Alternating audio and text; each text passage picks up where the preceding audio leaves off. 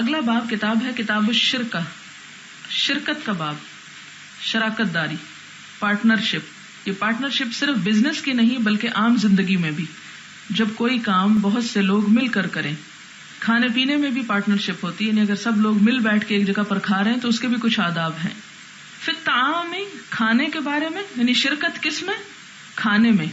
والنہد، نہد کہتے ہیں سفر پر کھانا، سارے مسافر اپنا کھانا اکٹھا کر لیں اور ایک جگہ پر بیٹھ کے کھائیں. والعروض، اور سامان یعنی سامان سفر. عرض الحیات الدنیا، عرض سامان کے لیے آپ پڑھ چکے ہیں. وکیف قسمت، اور کس طرح تقسیم ہوگی، ما یکالو، جس کا ناپ کیا جاتا ہے، ویوزن، اور وزن کیا جاتا ہے. یعنی ناپی جانے والی چیز کی تقسیم کیسے ہوگی اور وزن کی جانے والی کی کیسے ہوگی. مجازفتن، جو اندازے سے ہی کی جا رہی ہو، کیونکہ بعض اوقات سفر میں کیا ہوتا ہے کہ آپ کے پاس ترازو نہیں ہوتا. کوئی چیز ایسی ہوتی ہے، مثلاً آپ اکٹھا کوئی کھانا خرید لیتے ہیں اور پھر 8-10 لوگوں پہ بانٹنا ہے. کوئی ترازو نہیں کہ آپ اس میں رکھ کے سب لوگ کو بانٹیں. تو آپ کیا کرتے ہیں، اس کی چھوٹی چھوٹی ڈھیریاں مثلاً بنا لیتے ہیں یا اسے الگ الگ کر لیتے ہیں اور اندازے سے ہی سب کو بانٹنا شروع کر دیتے ہیں. تو کیا اس میں کوئی ظلم تو نہیں؟ کیا ایسا کیا جا سکے؟ کتاب المظالم سے متصل کتاب الشرکت اس لیے آیا ہے کہ عموماً ظلم ان معاملات میں ہوتا ہے جہاں لوگ مل کر کوئی کام کر رہے ہوتے ہیں، اکٹھے کوئی کام کر رہے ہوتے ہیں. اندازے کے ساتھ اگر کسی چیز کو ناپ یا تول کے دے دیا جائے، او قبضتن، قبضہ کہتے ہیں مٹھی کو، یا مٹھی بھر. لما لم یر المسلمون فی النہد بأسا، تو مسلمانوں نے سفر کی حالت میں کھانا اکٹھا کرنے میں کوئی حرج نہیں سمجھا. ان یأکل ھذا بعضا وھذا بعضا، کہ کوئی چیز یہ کھا جائے اور کوئی حصہ دوسرا کھا لے. اچھا، یہ جو اکٹھا کھانا ہے نا، اس سے مجھے یاد آ رہا تھا جیسے ون ڈش ہوتی. اب ہوتا کیا ہے کہ ہر شخص اپنے گھر سے کچھ نہ کچھ پکا کے لے آتا ہے. کسی کا کھانا زیادہ قیمتی ہوتا ہے اور کسی کا اس کے مقابلے میں کم قیمتی ہوتا ہے. ہر کوئی اپنی حیثیت کے مطابق کچھ لے آتا ہے. کوئی شخص نمکین لے آتا ہے، کوئی میٹھا لے آتا ہے. اسی طرح کوئی شخص بہت لذیذ پکا کے لے آتا ہے اور کوئی میری طرح ایسے ہی پکانا جو نہ جانتا ہو ایسے ہی لے آتا ہے. اب ایسی صورت میں اگر کوئی شخص وہ کھانا کھا رہا ہے جو زیادہ لذیذ ہے، یعنی سب کھانے اکٹھے ایک جگہ رکھے ہیں، اس کے سامنے جو ہے، کیونکہ ادب یہ ہے نا کہ جو اپنے سامنے ہے وہ اس سے شروع کرو، کل مما یلی کا، وہ کھا رہا ہے اور وہ زیادہ قیمتی یا زیادہ لذیذ یا کسی بھی لحاظ سے زیادہ اچھا ہے، اور اتفاق کی بات ہے جو آپ کے سامنے بیٹھا ہوا ہے اس کے سامنے جو ڈش رکھی ہوئی ہے وہ کوئی بہت اچھی نہیں ہے. اب اس میں کیا یہ ظلم ہے کہ ایک شخص جس نے وہ پکایا نہیں اس کے حصے میں وہ آ گیا اور جس نے وہ پکایا تھا اس کے حصے میں انتہائی بے ذائقہ قسم کی چیز آ گئی؟ تو یہ ظلم نہیں ہے. اس میں یہ ہے کہ کوئی حصہ اگر ایک شخص کھا رہا ہے اور دوسرے کے حصے میں کچھ اس سے بہتر، مثلاً اگر کیک کاٹا جاتا ہے تو بعض لوگوں کو کنارے والا حصہ زیادہ پسند ہوتا ہے، بعض لوگوں کو بیچ والا زیادہ پسند ہوتا ہے. یا اسی طرح بعضوں کا چکن ہے تو چکن کے بعض پیس بعض لوگوں کو زیادہ اچھے لگتے ہیں، بعض کو کم اچھے لگتے ہیں. تو اس میں اگر کسی کے حصے میں کچھ آ رہا ہے اور دوسرے کے حصے میں کچھ اور آ رہا ہے اور جس کو وہ مل رہا ہے اس کو وہ زیادہ پسند نہیں، اس کی بنسبت کوئی اور چیز زیادہ پسند تھی، تو ایسی صورت میں کیا ایک دوسرے پر ظلم تو نہیں؟ ایسی شراکت میں کمی بیشی تو ہو ہی جایا کرتی ہے. تو کیا اس کی اسلام اجازت دیتا ہے؟ کوئی یہ گناہ کی بات تو نہیں؟ یا بعض لوگ کم کھاتے ہیں، بعض لوگ بہت زیادہ کھاتے ہیں. اب اگر کسی نے ایک بریڈ کا پیس لیا اور کسی نے 4 کھا لیے، جیسے ہاسٹل میں لوگ رہتے ہیں، پیسے سب برابر کے دیتے ہیں لیکن مل بیٹھ کے کھاتے ہیں اور اس کھانے میں کمی بیشی ہو جاتی ہے، کچھ سالن زیادہ کھا جاتے ہیں. تو ایسی صورت میں کیا وہ شخص جس کو سالن زیادہ کھانے کی عادت ہے وہ باقی سب پہ ظلم تو نہیں کر رہا؟ یا جو روٹی زیادہ لے جاتا ہے وہ دوسروں پہ ظلم تو نہیں کر رہا؟ تو مل بیٹھ کے کھانے میں اگر کھانے میں یا کسی اس کی کوانٹٹی، کوالٹی، کسی بھی چیز میں کمی بیشی ہو جاتی ہے تو یہ شراکت، کیا اسلام اس کی اجازت دیتا ہے؟ یا اسلام یہی کہتا ہے کہ ہر ایک چیز کو لکیر کھینچ کر اور پورا ترازو پہ رکھ کے اسے ناپ تول کر ہی بانٹا جائے؟ تو نہیں، اس کی اجازت ہے. باہم شراکت کے ساتھ کھانا پینا اور چیزیں بانٹنا جو ہے اس کی اجازت ہے.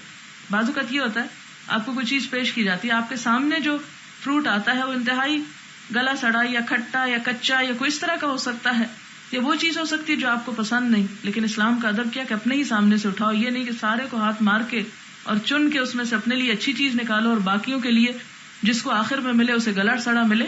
تو یہ اسلامی اخلاق کے منافی چیز ہے. تو ایسی صورت میں اگر قسمت میں آپ کے گلا سڑا لکھا گیا اور آپ کے حصے میں آپ کو اٹھانا پڑا تو ایسی صورت میں آپ پر کوئی ظلم نہیں ہے. جہاں لوگ مل جل کر کام کرتے ہیں وہاں پر کسی نہ کسی پر کوئی تھوڑی بہت زیادتی یا کمی بیشی ہو ہی جایا کرتی ہے اور اسلام اسے درگزر کرتا ہے. وَكَذَلِكَ مُجَازَفَةُ الذَّهَبِ وَالْفِضَّةِ، اسی طرح اندازے کے ساتھ سونا چاندی دینا. یعنی بعض جگہ ایسی ہو سکتی ہیں کہ جہاں پر سونا یا چاندی کسی کو مثلاً روپے پیسے کے وجہ، مثلاً میں کہتی ہوں کہ یہ بالیاں میں بیچنا چاہتی ہوں. اب کوئی ایسی جگہ نہیں ہے، سفر میں ہی کہیں جا رہے ہیں، کوئی تولنے کی جگہ نہیں ہے، کسی کو پسند آ گئی، کوئی خرید و فروخت ہو گئی، مجھے پیسے چاہیے، کسی کو بالی چاہیے، تو اب ایسے میں اندازہ کر لیں کہ ہاں یہ اتنے کی ہوگی. بعض اوقات لوگ اس طرح ہاتھ پہ چیز کو اٹھا کر اس کا وزن کر رہے تھے، ہاں لگتا ہے کہ 1 تولہ ہے، چلیں ٹھیک ہے، اتنے پیسے. اب گھر جا کے پتا چلا کہ جی تولے سے تو 2 رتی کم تھا یا 2 ماں سے کم تھا. تو ایسی صورت میں کیا بیچنے والا جو پورے تولے کے پیسے لے گیا وہ گناہ کما گیا؟ نہیں. اگر دونوں خرید و فروخت کے وقت باہم رضامند ہوں تو اگر کسی کے پاس قیمت زیادہ چلی جاتی ہے، یہ چیز زیادہ چلی جاتی ہے، تو وہ جان بوجھ کے نہیں، کسی کا حق مارنے کے لیے نہیں، ظلم کے لیے نہیں، اس کی اجازت ہے. یہ سہولت پیدا کرنے کے لیے معاملات میں اجازت دی گئی اور اس میں تھوڑی بہت کمی بیشی کو ایک دوسرے سے معاف کر دینا چاہیے کیونکہ شراکت میں یہی چیز پھر حسن پیدا کرتی ہے. مجازفت الذهب والفضة والقران فی التمر، اور 2 کھجوریں اکٹھی کھانے کے بارے میں. اب یہ آگے دیکھتے ہیں آپ کے ان میں مختلف چیزوں کا کیا اصول بتایا گیا کہ آپ کو کیا کرنا چاہیے. اگرچہ یہ باب کا نام کتاب الشرکت ہے اور بڑی بھاری اور بور سی باتیں لگتی ہیں، لیکن حقیقت یہ ہے کہ یہ باتیں ہم میں سے ہر ایک کو پتہ ہونی چاہیے تاکہ انسانوں کے حقوق صحیح طور پر ادا ہو سکیں، کوئی کسی کے اوپر ظلم نہ کرے. اور اگر کوئی شخص یہ سمجھے بھی کہ اس کو اس کا حق پورا نہیں ملا تو اسے بھی معاف کر دینا چاہیے، کیونکہ ان اللہ یأمر بالعدل والاحسان. بعض اوقات عدل نہیں ہو سکتا، احسان کرنا پڑتا ہے. تو معاشرے میں ہمیشہ صرف عدل ممکن نہیں ہوتا، اکثر اوقات عدل سے ایک درجہ آگے بڑھ کر احسان اختیار کرنا پڑتا ہے. اور احسان کا مطلب کیا ہے؟ حق سے زائد دینا کسی کو. اگر اتفاقاً حق سے زائد دے دیا جائے یا جان بوجھ کر دیا جائے، دونوں صورتوں میں کیا ہے؟ ظلم میں پھر شمار نہیں ہوتا. ایسا کیا جا سکتا اور کیا جانا چاہیے. اب اس کی تھوڑی سی تفصیلات ہیں. حدثنا عبداللہ بن یوسف اخبرنا مالک عن وہب بن کیسان عن جابر بن عبداللہ رضی اللہ عنہما انہ قال بعث رسول اللہ صلی اللہ علیہ وسلم بعثا قبل الساحل، کہ نبی صلی اللہ علیہ وسلم نے ساحل کی طرف یعنی سمندر کے کنارے ایک لشکر بھیجا، یہ 8 ہجری میں. فامر علیہم ابا عبیدہ بن الجراح، تو ان پر ابو عبیدہ بن جراح کو امیر بنایا. وہم 300، اور یہ لشکر 300 لوگوں پر مشتمل تھا. وانا فیہم، راوی حدیث جابر بن عبداللہ کہتے ہیں کہ میں بھی ان میں شریک تھا. فخرجنا حتی اذا كنا ببعض الطریق، تو ہم نکلے یہاں تک کہ ابھی بعض راستے پر ہی تھے. فنزادوا، کھانے پینے کا سامان ختم ہو گیا. ابھی تھوڑا ہی راستہ طے کیا تھا کہ جو چیزیں زیادہ راہ کے طور پر لائے تھے وہ فنا ہو گئی یعنی ختم ہو گئی. فامر ابو عبیدہ بازواد ذلک الجیش، تو ابو عبیدہ بن جراح امین الامت جن کا لقب ہے، انہوں نے کیا حکم دیا؟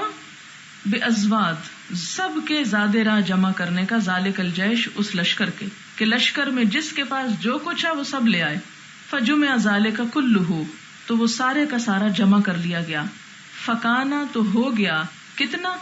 مزودی تمرن، 2 تھیلے کھجور. یعنی سارے لشکر کی کھانے پینے کی چیزیں جب اکٹھی کی گئی تو کل کیا نکلی؟ 2 تھیلے کھجور نکلی، جمع کر کے 2 تھیلے کے برابر بن گئی. فکانا یقوتنا کل یوم، وہ کھجوریں انہوں نے اپنے پاس رکھ لی اور ہر روز ہمیں اس میں سے تھوڑا تھوڑا کھانے کو دیتے تھے. یقوتنا قوت سے ہے، قوت روزی کو کہتے ہیں، ہمیں کھانے کو دیتے تھے ہر روز قلیلاً قلیلاً، حتی فنا، یہاں تک کہ کھجوریں بھی ختم ہو گئی. فلم یکن یصیبنا الا تمرۃ تمرۃ، پھر کیا ہوا؟ پھر ہمارے پاس صرف ایک کھجور روز ہمیں ملنے لگی. یعنی وہ جب وہ بھی ختم ہونے کو آیا تو ایک کھجور پہ بات آ گئی. فقلت، تو میں نے کہا، وما تغنی تمرۃ، ایک کھجور سے کیا بنتا تھا تمہارا؟ فقال، تو راوی کہتے ہیں لقد وجدنا فقدها حين فنیت، کہتے ہیں کہ اس کے نہ ہونے کا احساس ہمیں اس وقت ہوا، یعنی ایک کھجور کی قدر بھی اس وقت ہوئی جب کچھ بھی نہ رہا. یعنی بعض اوقات انسان کہتا ہے نا اس سے میرا گزارا نہیں، لیکن انسان کو تھوڑے پر بھی شکر گزار ہونا چاہیے کہ ہو سکتا ہے کہ وہ تھوڑا بھی باقی نہ رہے. کہتے ہیں کہ جب وہ تھوڑا بھی نہ رہا، بالکل ہی ختم ہو گیا، پھر ہمیں پتا چلا کہ وہ ایک کھجور بھی کیا تھی. قال ثم انتهينا الى البحر، کہتے ہیں پھر ہم سمندر کے پاس جا رکے. فاذا حوت مثل الضرب، تم نے دیکھا کہ ایک مچھلی پہاڑ کی طرح ہے، ویل مچھلی ہوگی. فاکل منه الجيش، تو لشکر نے اس مچھلی کو کھانا شروع کر دیا. کتنے دن کھایا؟ 18 لیلۃ، 18 راتیں. ثم امر ابو عبیدہ بدلعین من اضلاعہ، پھر ابو عبیدہ نے اس کی 2 پسلیوں کو اٹھا کر کھڑا کرنے کا حکم دیا. فنصبا، تو وہ دونوں نصب کی گئیں.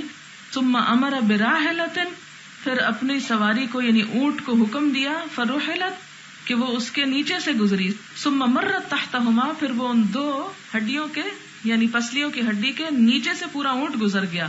فلم تصبہما، لیکن اونٹ ان کو ٹچ نہ کیا. یعنی اتنی بڑی مچھلی تھی کہ جیسے پورا ایک پہاڑ ہوئے، اور اس کو 18 روز تک 300 لوگوں نے کھایا. 300 کا لشکر تھا نا. مچھلی کا گوشت تو ویسے ہی بہت طاقت دینے والا ہوتا ہے، تو پورے لشکر کو اللہ تعالیٰ نے خوب طاقتور کیا. کہتے ہیں کہ اس کا گوشت کھانے کے بعد جو اس کی ہڈیاں سامنے آئیں تو اس کی جو پسلیوں کی 2 ربس تھیں ان کو اس طرح جوڑ کے آرچ ایک بنایا گیا، اور اس کے نیچے سے اونٹ گزارا گیا، اور اونٹ آسانی سے گزر گیا، ان کو ٹچ نہ کیا آس پاس کو. اس سے پتا چلتا ہے کہ بعض مچھلیاں اونٹ سے بھی بڑی ہوتی ہیں. حدثنا بشر بن مرحوم حدثنا حاتم بن اسماعیل ان یزید بن ابی عبید ان سلمة رضی اللہ عنہ قال خفت ازواد القوم، کم پڑ گئے قوم کے زادرہ. خفت خفیف ہو گئے، ہلکے ہو گئے. واملقوا، اور وہ محتاج ہو گئے. قرآن پاک میں آتا ہے نا لا تقتلوا اولادکم خشیۃ املاق. املاق کا معنی ہوتا ہے بھوک، محتاجی. فاتوا النبی صلی اللہ علیہ وسلم، تو لوگ نبی صلی اللہ علیہ وسلم کے پاس آئے. فی نحر ابلہم، اپنے اونٹوں کے قربان کرنے کی اجازت لینے کے لیے. نحر ہوتا ہے اونٹ قربان کرنا، اونٹ ذبح کرنا. فاذن لهم، تو نبی صلی اللہ علیہ وسلم نے ان کو حکم دیا. ظاہر ہے بھوکے لوگ تھے، کس طرح منع کرتے. فلقیہم عمر، تو عمر ان کو راستے میں مل گئے. یعنی اجازت لے کے جا رہے تھے خوشی خوشی کہ اب اپنے اونٹ ذبح کر کے پکا کے کھاتے ہیں. تو عمر کو پتہ چل گیا. فاخبروہ، انہوں نے اس کو خبر دی یعنی عمر کو. فقال ما بقاؤکم بعد ابلکم، تم خود کیسے بچو گے اپنے اونٹوں کے ذبح ہونے کے بعد.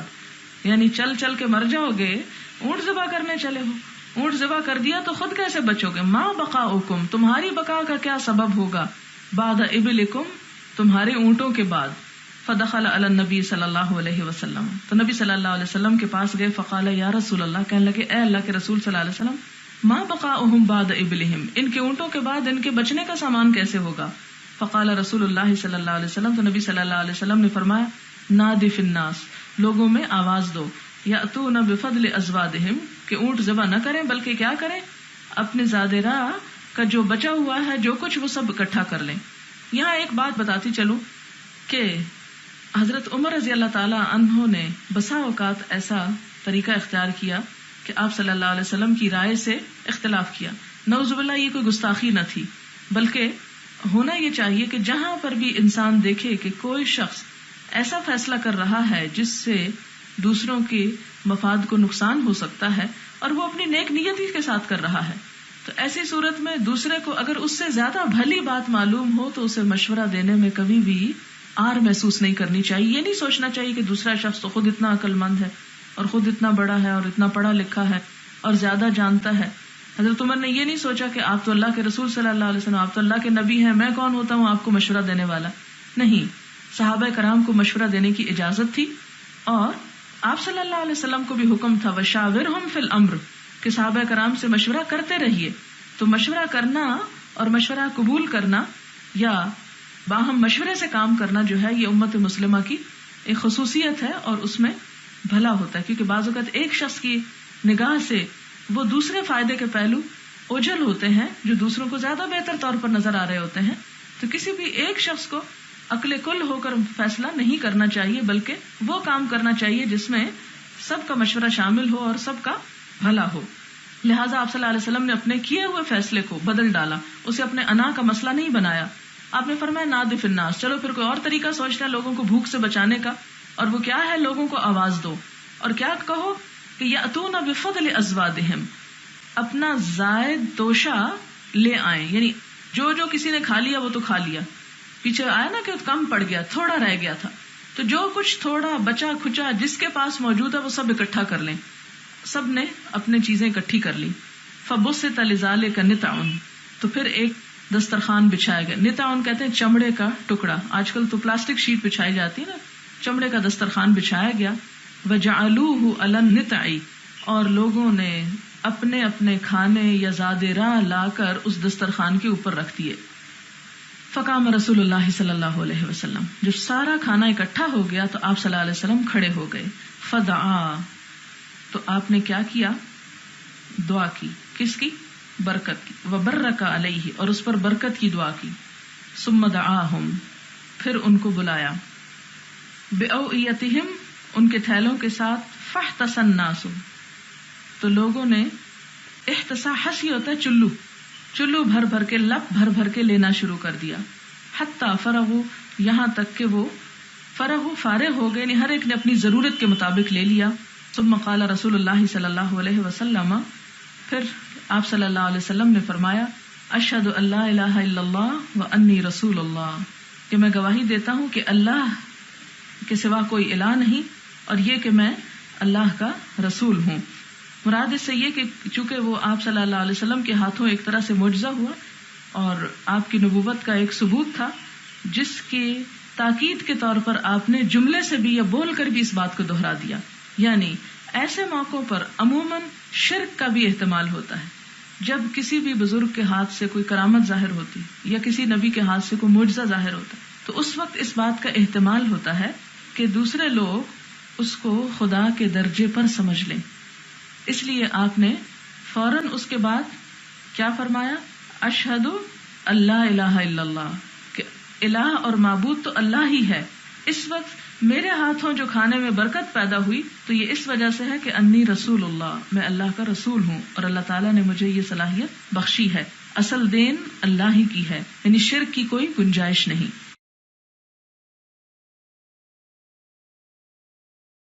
حدثنا محمد بن یوسف حدثنا الاوزاعی حدثنا ابو النجاشی قال سمعت رافع بن خدیج رضی اللہ عنہ قال كنا نصلي مع النبي صلی اللہ علیہ وسلم العصر، ہم نبی صلی اللہ علیہ وسلم کے ساتھ عصر کی نماز پڑھ رہے تھے. فننحر جزورا، پھر ہم نے اونٹ ذبح کیے. فتقسم 10 قسما، پھر اس کے 10 حصے کیے. فنأكل لحما نزیجا، پھر ہم پکا ہوا گوشت کھاتے. قبل ان تغرب الشمس، اس سے پہلے کہ سورج غروب ہوتا.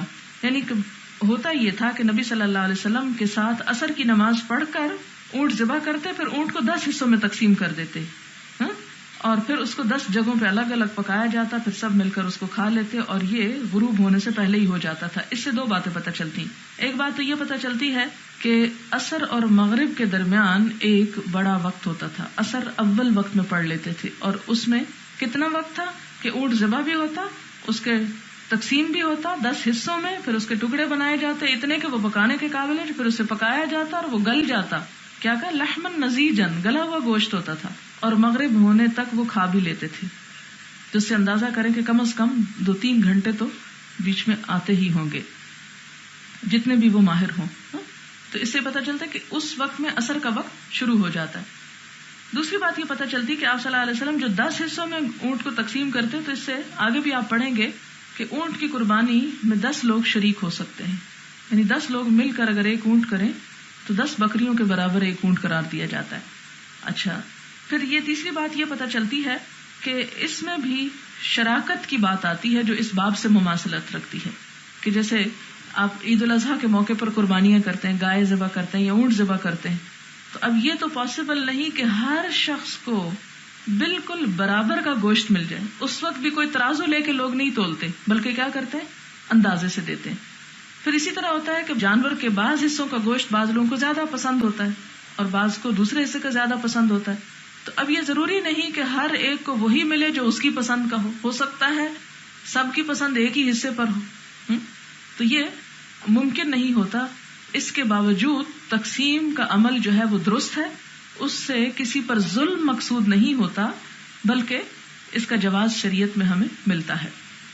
حدثنا محمد بن العلاء حدثنا حماد بن اسامہ عن برید عن ابی بردہ عن ابی موسیٰ قال قال النبی صلی اللہ علیہ وسلم نبی صلی اللہ علیہ وسلم نے فرمایا ان الاشعریین، اشعر قبیلے کے لوگ، یہ ابو موسیٰ اشعری اسی سے تھے، اذا ارملو، جب محتاج ہو جاتے ہیں، ارامل کس کو کہتے ہیں؟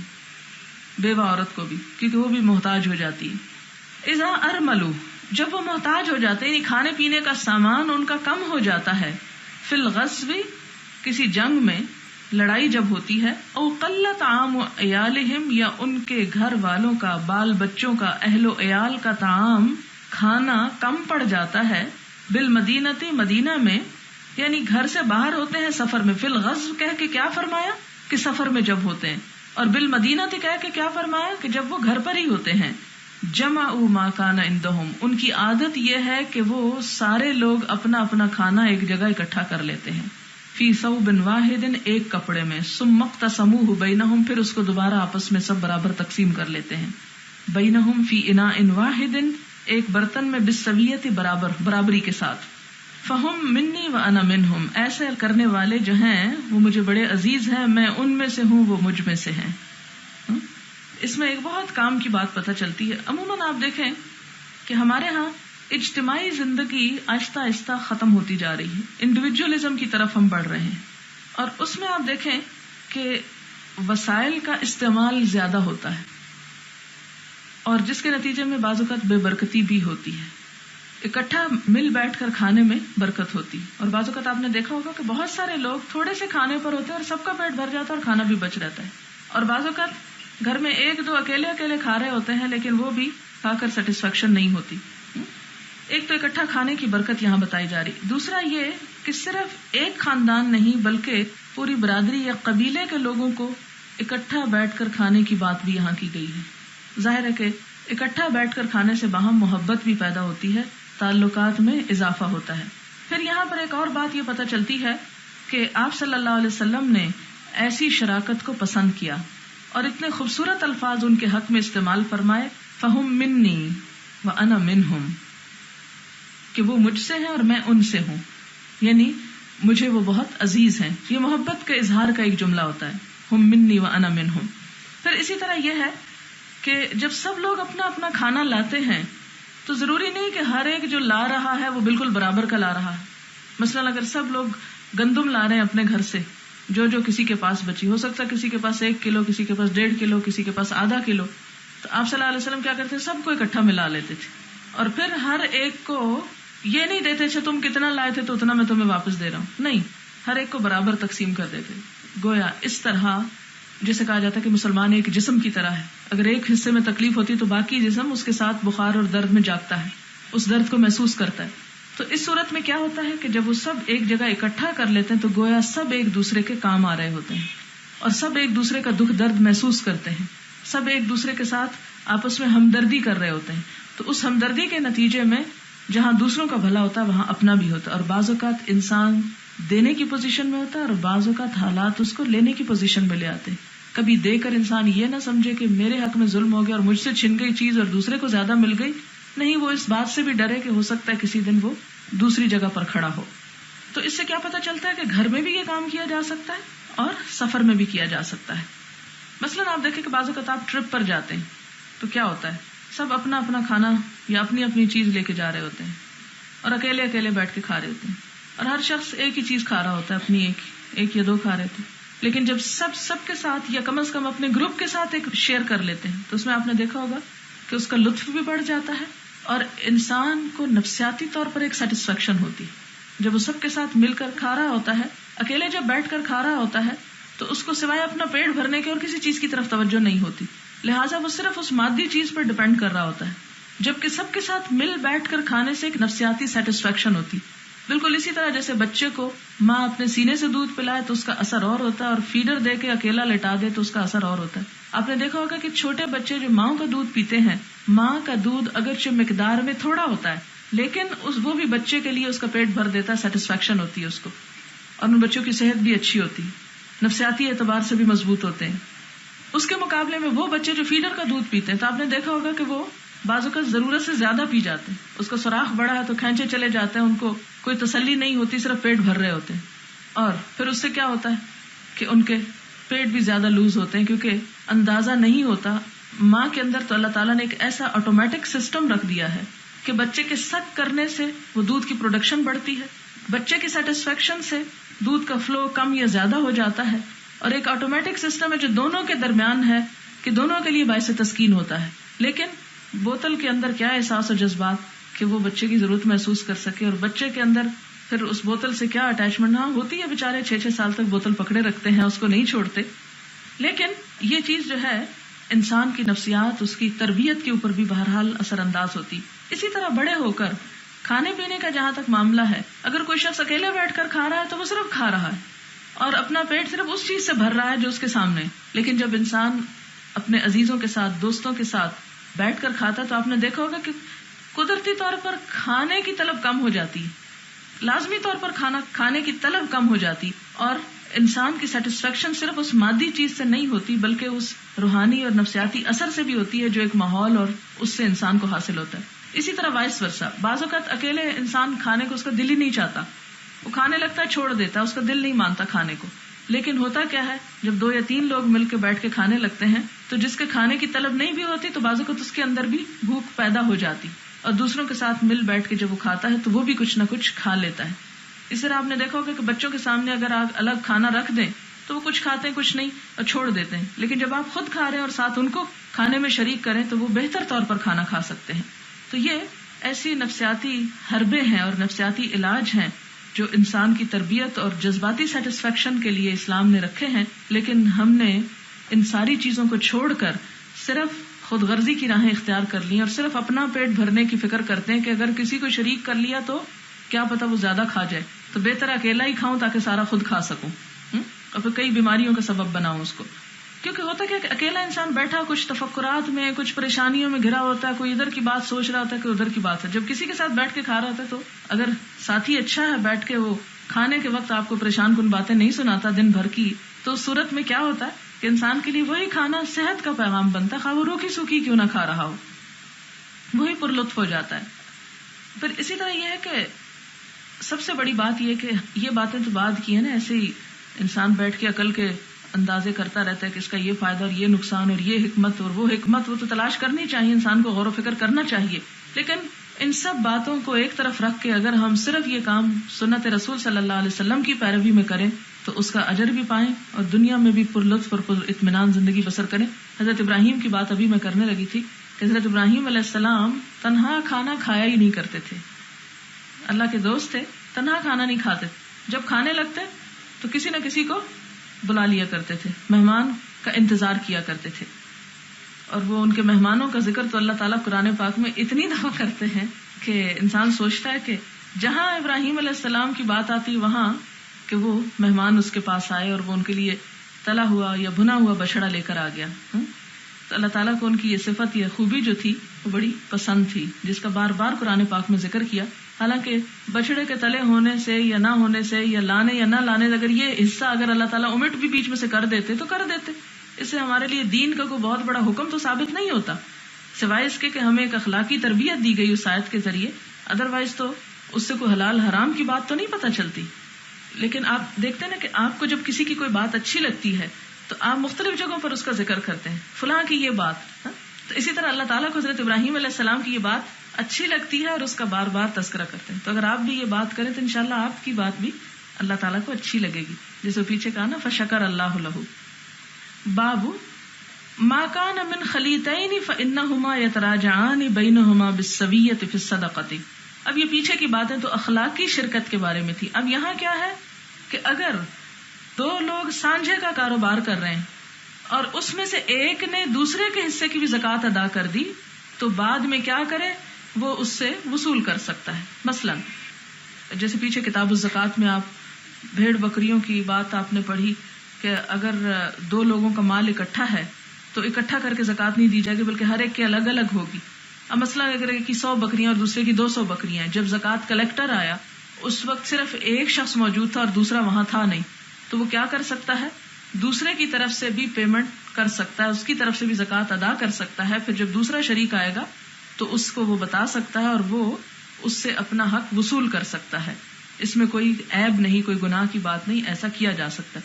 بعض اوقات کیا ہوتا ہے، فوٹو کاپی تقسیم ہو رہی ہوتی ہے اور آپ سے پیسے مانگے جا رہے ہوتے ہیں تو کسی کے پاس پیسے نہیں ہوتے تو دوسرا کیا کرتا ہے, اس کے حصے کی بھی پیمنٹ کر دیتا ہے اور پھر بعد میں وہ اس کو دے دیتا ہے. ایسا کرنے میں کوئی حرج نہیں, کوئی ممانعت نہیں, ایسا کیا جا سکتا ہے. کہتے ما کان من خلیتین, خلیتین دو خلط ملط کرنے والے, ملا جلا کے کام کرنے والے, شراکت دار. جو مال دو شریکوں میں مشترک ہو, فإنہما یتراجعان, تو وہ لوٹا لیں, بینہما آپس میں, یعنی اگر ایک کا زیادہ چلا گیا اور دوسرے کا حصہ بیچ میں سے نکل گیا, بالسویۃ برابری کے ساتھ, بالصدقۃ صدقے, یعنی ہر ایک اپنا اپنا حصہ دوسرے سے وصول کر سکتا ہے اگر دوسرے نے پہلے کا حق کسی جگہ پر ادا کر دیا ہو اس کی طرف سے. حدثنا محمد بن عبد الله ابن المثنى قال حدثني ابي قال حدثني ثمامة بن عبد الله بن انس ان انسا حدثه ان ابا بکر الصدیق رضی اللہ عنہ كتب له فریضۃ الصدقۃ. انس کہتے ہیں کہ ابو بکر صدیق رضی اللہ تعالی عنہ نے ان کو فرض زکوٰۃ کا بیان لکھ کر دیا. التي فرض رسول اللہ صلی اللہ علیہ وسلم, جو نبی صلی اللہ علیہ وسلم نے مقرر کی تھی. قال فرمایا وما كان من خلیتین, جو چیز دو شخصوں میں مشترک ہو, فإنہما یتراجعان بینہما بالسویۃ, تو وہ ایک دوسرے سے برابر برابر مال جو ہے لوٹا لیں, یعنی آپس میں پھر برابر حصے کا تقسیم کر لیں. باب قسمت الغنم, بکریوں کا بانٹنا. بعض اوقات ایک بکری موٹی ہوتی ہے, ایک جو ہے وہ کمزور ہوتی ہے, تو اب ان کو جب تقسیم کیا جاتا ہے تو ضروری نہیں کہ ان کو کسی ترازو کے اوپر کھڑا کر کے اور اس میں ڈال کے پھر ہی تقسیم کیا جائے, اندازے سے بعض اوقات ہوتا ہے اور ایسا کیا جا سکتا ہے. قسمت الغنم, بکریوں کا بانٹنا. حدثنا علی بن الحکم الانصاری حدثنا ابو اوانا عن سعید ابن مسروق عن ابایۃ ابن رفاعہ ابن رافع ابن خدیج عن جدہ قال كنا مع النبی صلی اللہ علیہ وسلم بذی الحلیفہ. کہتے ہیں کہ ہم نبی صلی اللہ علیہ وسلم کے ساتھ ذو الحلیفہ کے مقام پر تھے. فاصاب الناس جوع, لوگوں کو بڑی بھوک لگی. فاصابوا ابلا وغنما, تو انہوں نے جو اونٹ اور بکریاں حاصل کی تھیں انہیں ذبح کر لیا. قال, راوی کہتے ہیں وکان النبی صلی اللہ علیہ وسلم فی اخریات القوم, نبی صلی اللہ علیہ وسلم لوگوں کے آخری حصے میں شامل تھے, یعنی لشکر جا رہا ہے, کچھ لوگ آگے آگے جا رہے ہیں, کچھ درمیان میں ہیں, کچھ پیچھے ہیں. تو نبی صلی اللہ علیہ وسلم کن لوگوں کے ساتھ شریک تھے؟ جو سب سے پیچھے تھے. فعجلوا, تو جو آگے جا رہے تھے انہوں نے کیا کیا, جلدی کی. وذبحوا, اور جو مال غنیمت میں اونٹ حاصل کیے تھے ان کو ذبح کر لیا, یا بکریاں جو تھیں ان کو ذبح کر لیا. ونصب القدور, اور ہنڈیاں چڑھا دی, نصب کر دی. فامر النبی صلی اللہ علیہ وسلم بالقدور, تو آپ صلی اللہ علیہ وسلم نے حکم دیا ان ہانڈیوں کے بارے میں. فاکفئت, تو وہ الٹا دی گئیں. کیوں؟ اس لیے کہ مال غنیمت جب تک تقسیم نہ ہو برابر طریقے سے, پراپر طریقے سے, اس وقت تک کوئی بھی اسے استعمال نہیں کر سکتا.